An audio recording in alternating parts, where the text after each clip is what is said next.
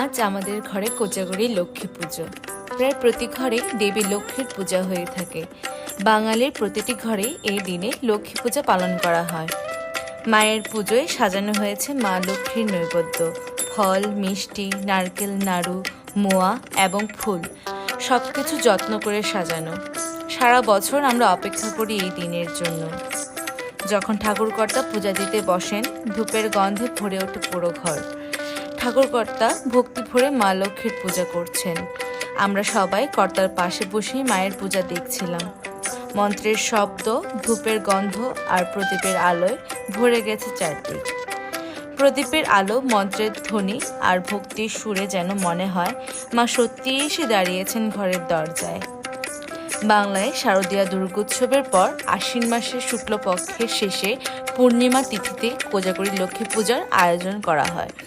বাঙালি হিন্দুর ঘরে ঘরে এক চিরন্তন প্রার্থনা, প্রায় প্রতি ঘরে দেবী লক্ষ্মীর পূজা হয়ে থাকে। লক্ষ্মী হলেন ধন সম্পত্তির দেবী। ধন সম্পদের আশায় ঘরে ঘরে লক্ষ্মী পূজা করা হয়ে থাকে।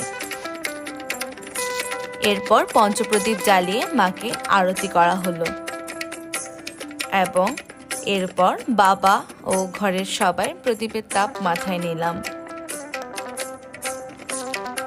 এরপর আমি ঘরের চারদিকে প্রদীপ দেখিয়েও দিলাম।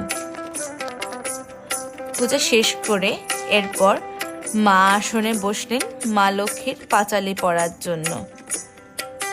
মা পাঁচালি পড়ে শেষ করার মাধ্যমে সম্পূর্ণ হলো আমাদের ঘরের লক্ষ্মী পুজো। মা যেন ঘরে আলো করে রাখেন শান্তির, সুখ আর সমৃদ্ধি।